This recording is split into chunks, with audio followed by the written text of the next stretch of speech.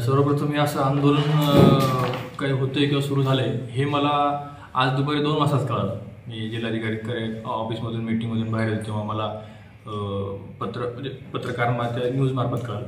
Basically काय झालं होतं, 26 तारखेला एक तक्रार आली होती माझ्याकडे. त्याच्यापूर्वी पण एक आली होती, पण 26 तारखेची तक्रार जरा गंभीर होती.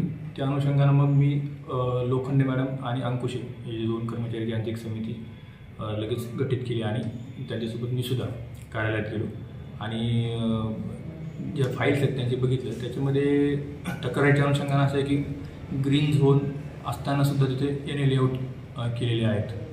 त्यानंतर NA लेआउट करताना ॲम्युनिटी स्पेस हा सोडलेला नाही, तो ॲम्युनिटी स्पेस ग्रॅब केलेला आहे आणि लेआउट मंजूर केलेले आहेत. त्याशिवाय ज्या गावामध्ये तहसीलदारला लेआउट मंजूर करण्याचे अधिकार नाहीत, 5000पेक्षा जास्त लोकसंख्या असलेल्या गावात कमी लोकसंख्या असलेल्या गावामध्ये तहसीलदार लेआउट टाकू शकतो.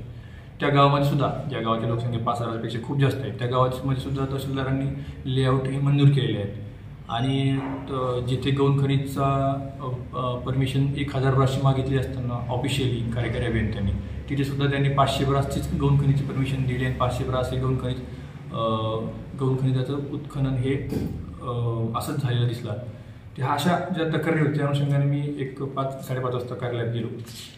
त्या फाईल्स बघितल्या आणि मॅडम ह्या उशीर आल्या, त्या कुठेतरी बाहेर गेल्या होत्या आणि मला म्हणजे अपेक्षित नव्हतं असं काही की सिम्पल मी फक्त फाईल्स बघितल्या आणि जी समिती आहे यांना सांगितलं की 8 दिवसामध्ये तुम्ही हा एक याचा रिपोर्ट्स देऊन मला सादर करा. बाकी तर कुठल्या कर्मचाऱ्यांचं किंवा काही कोणाचा काही प्रश्न नाही.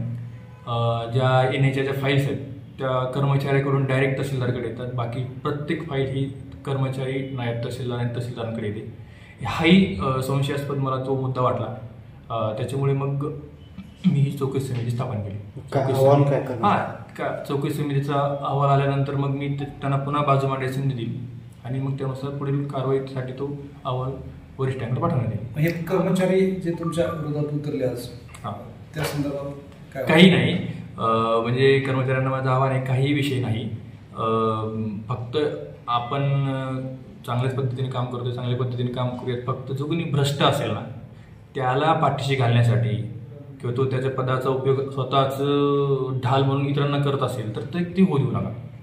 म्हणजे भ्रष्टाचाराला पाठीशी घालण्यासाठी आपण नाही आहोत, आपण भ्रष्टाचार उकरून फेकण्यासाठी आहोत. किती फाईल अशा एक 10-12 फाईल मी बघितल्या. कधीपर्यंत अहवाल येऊ शकतो? एक 8 दिवसापर्यंत अहवाल. एक 10-12 फाईल मी बघितल्या होत्या. अजून ज्या असतील ते मग आता समिती स्थापन केली त्या तपासून अहवाल देतील. सर, आज जे आंदोलन झालं त्याची पूर्व सूचना काय दिली होती का? नागरिकांची सूचना नाही, मी सकाळपासून आहे.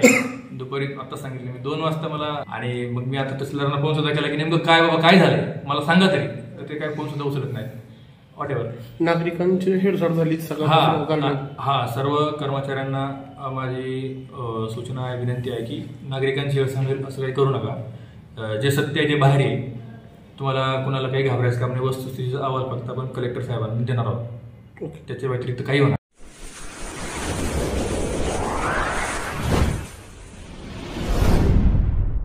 वीर महाराष्ट्र न्यूज चॅनलला लाईक आणि सबस्क्राईब करा. धन्यवाद.